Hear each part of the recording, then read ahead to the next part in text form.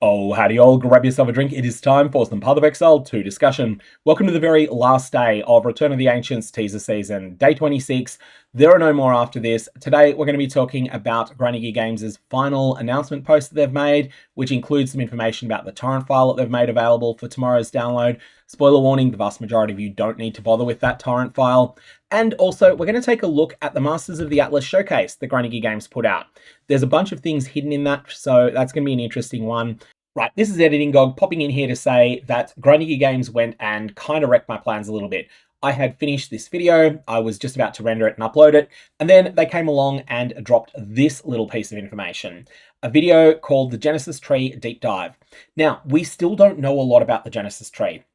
I think there's going to be a lot of experimentation that's going to need to take place over several days in order for us to learn what the best strategies are with the new Breach Genesis Tree.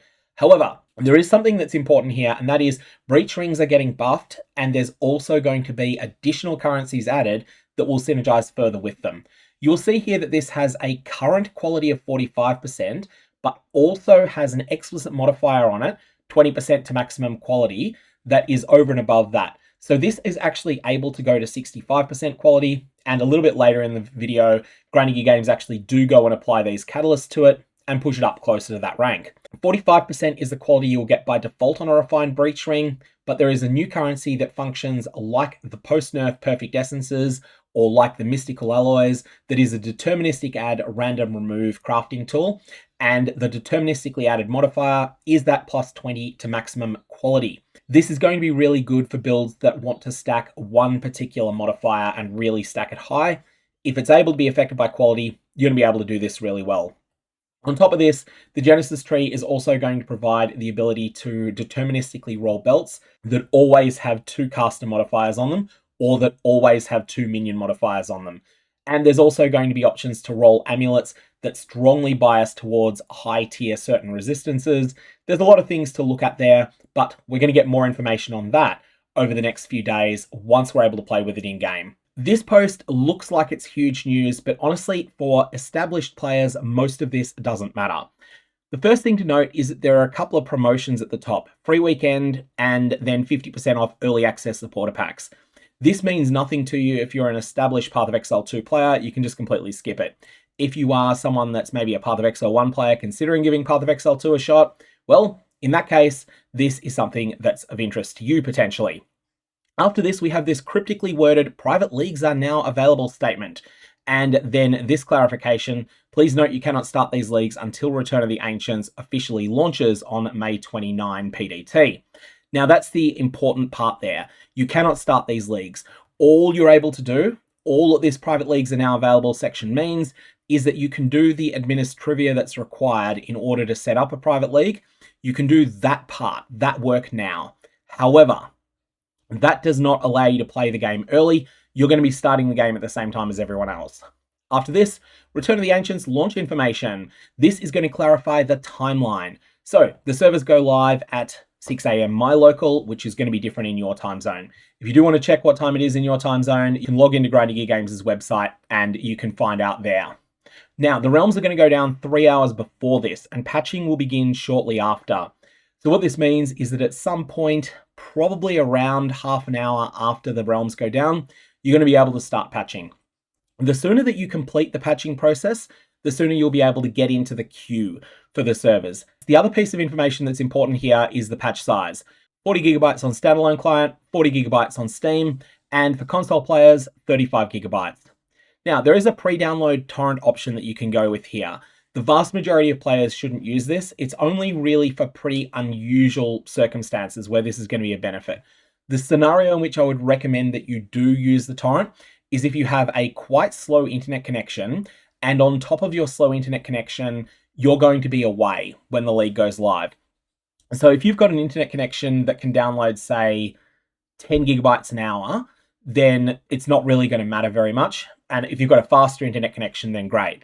But if you've got something that's quite slow, maybe 3 gigabytes an hour, and you're going to be away for a couple of days, then in that situation, your path of least resistance to get logged in is going to be to start this download. And then when you get back from your holiday or your work weekend or whatever it ends up being, then you can use this torrent to start the update process. and then that'll expedite the amount that you'll need to download here. So it's a pretty small niche, but if you're in that situation, then by all means use it.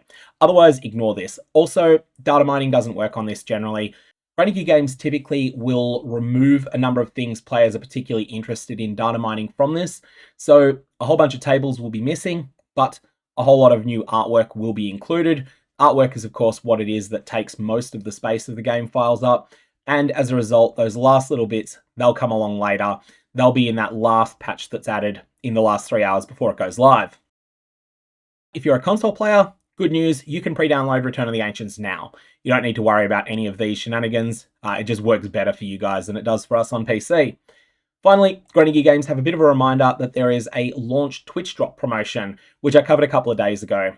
So there's going to be a couple of MTX available if you watch people playing the game on Twitch, and there's also separate ones if you purchase gift subs or if you subscribe according to certain terms and conditions. It does not apply to Prime subs.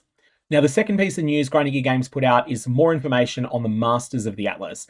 These are going to be 3 NPCs that you can ally with late in progression, and it's important to note that these play a role that's somewhat unparalleled in Path of Exile 1. It does something a little bit different.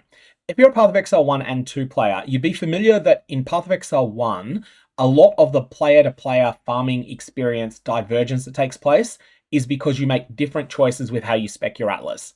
In Path of Exile 2, your Atlas is going to be mostly the same. Your Atlas is mostly going to be a case of the more points you earn in it, the further that you progress through it, but the choices are mostly going to be the same from player to player. There'll be some differences around the edges, but you'll generally have a pretty similar Atlas. The divergence from player to player experience is going to mostly be in this Masters of the Atlas system. So for instance, one player might decide to go all in on farming map bosses and as merry wisps, whereas another player might decide that they want to go all in on a completely different thing.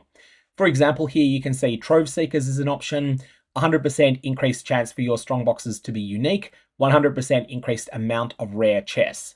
Now, there's a whole bunch of things that are gone through in this video. What I want to do is let Mark take it away and discuss things as they become relevant. Now, I'm going to hold off when there's some things that show up that I know are explained later. I'm going to hold off on them when they come up the first time. When you reach the Atlas, you'll now run into some familiar faces. The Masters of the Atlas are kind of like Ascendancy classes, but for your Atlas tree, each giving you new and interesting ways to juice your maps. Each Master has 12 abilities that you can toggle on and off at any time, and you can have up to 4 of them enabled on any map. The first of these is Hilda. Find her in her camp nearby to the southwest of your starting location on the in-game Atlas. Hilda would like you to track down powerful, unique beasts around Rayclust. After finding her, she'll direct you to a specific map. Simply go there and fight the boss to unlock rows of abilities. Something you'll notice here is that getting started with Hilda absolutely requires a tier 5 waystone. This is quite important as this is something that is going to slow you down a little bit, because previously I was thinking that the very, very fastest way to progress through the tiers was going to be to make a beeline for Hilda and then use her as a way to shoot up as quickly as possible through the tiers. That said, you can still shoot up tiers pretty quickly in Path of Exile 2, especially if you remember that there is the 3-for-1 waystone reforging recipe and that you're able to buy more waystones from Doriani a lot of the time. And the tiers that you've got access to are based upon what you've done so far. So that should allow you to shoot up the tiers to tier 5 pretty quickly. Then at that point, go and run a map with Hilda, and you'll then be able to get some progress onto just getting more and more of these powerful map bosses. Powerful map bosses are the best source of tier up increases in Path of Exile 2. If you'd like to hunt bosses, Hilda is the master for you. She has many abilities related to killing powerful foes. Like this one, which allows you to cut open pinnacle bosses. This one's going to live or die based upon whether these scavenged unique items are better or worse than normal unique items. They'd need to be quite a lot better for this to be even remotely worth considering. Now, pinnacle bosses may be scavenged for a 5% chance to drop an additional unique item. If this is from their exclusive drop pool, then that's a very good one. In fact, that's so good that I think it's just mandatory. Whereas if it's just something from the general drop pool, it's pretty derisory. Likewise, 1% chance unique monsters may be scavenged for a unique item is pretty derisory as well. Now, I do think it's worth pointing out that you're only able to have 4 of Hilda's selections made at any given time, at least according to the patch notes. And as a result, I don't think I'm going to be encouraging people to take gutting and skinning unless it turns out that it's the more favorable interpretation when it comes to pinnacle bosses. In that case, yeah, sure, take it. For a chance of getting another unique. They have to have more items in there, right? Hilda can also make his Merian Wisps no longer possess rare monsters. Right, there's going to be a couple of things related to this here. So, anytime that you have a possessed monster, it has triple its rarity. That's the benefit here. And if you do have an Asmeri Spirit that spawns in your map, this is going to allow you to deterministically run it to one of the unique monsters in the map, which by default will just be the map boss, but you might also have a Rogue Exile present. You might also have a secondary map boss, which you'll see more of here. Ultimately, this is a way to get more and better items from the core drop pool, and it may also be one of the things that helps you get more chase items out of Asmeri Spirits. So it's an option to consider, and I think there'll be ways to farm with this mechanic. Whether they end up being good or not, that's an open question. Making them go only for the unique bosses in the area, powering up the boss, but making their rewards much better. If you combine that with her ability to make wisps be released from unique monsters on death, and her ability to add a second unique boss to maps, and her ability to make bosses that have been modified by other mechanics even more powerful and rewarding, you can significantly juice your rewards for boss killing. Just to point out here, 40% effectiveness means 40% increased health and approximately 20% better loot. The exact details are getting changed a little bit in this patch.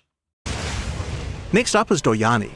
Doryani would like help clearing corruption nexuses on the Atlas. You'll find the first one just slightly to the southeast of your starting location. With Doryani's science, you can accomplish some truly impressive feats.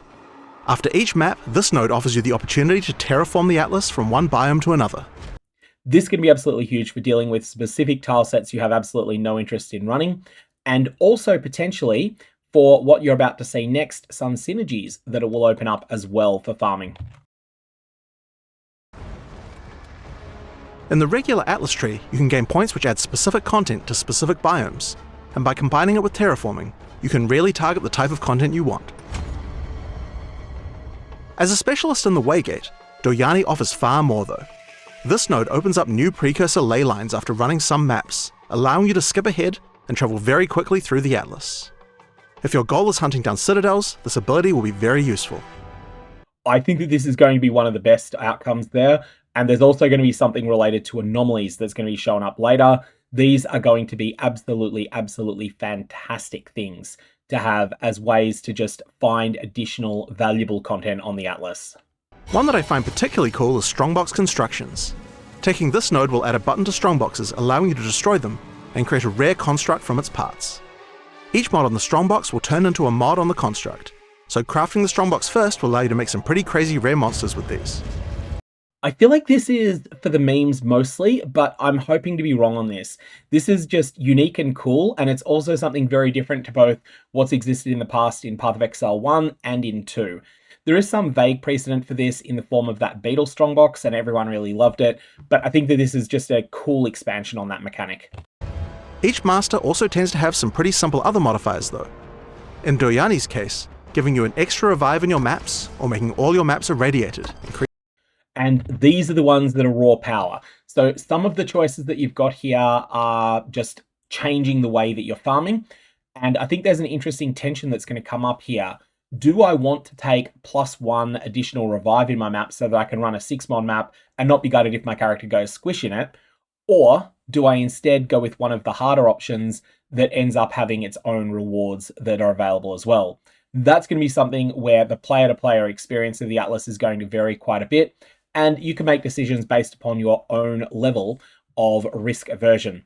Also with irradiation, this is just something that you can get from various different sources now, and I really like having the option here for Doryani's science. If in doubt though, spec +1 revive and irradiated, and then just let the rest be worked out over time. Jado is a member of the Order of the Jinn, a group that specializes in collecting powerful artifacts. You'll first run into him after opening an ancient Vaal vault, just to the north of your starting location. Afterwards, he offers to teach you his spycraft, so you too can protect the unique relics from entering the wrong hands.